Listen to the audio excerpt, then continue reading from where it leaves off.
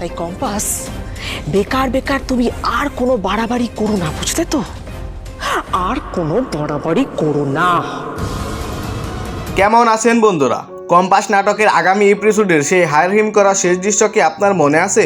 সেই রহস্যময় চাহনি আর হঠাৎ করে বদলে যাওয়া দৃশ্যপট সবাইকে থমকে দিয়েছিল। আমি জানি এরপর কি হতে যাচ্ছে তা জানার জন্য আপনারা সবাই অপেক্ষা করছেন। আপনাদের এই অপেক্ষার আসন ঘটাতেই আমাদের আজকের এই ভিডিও।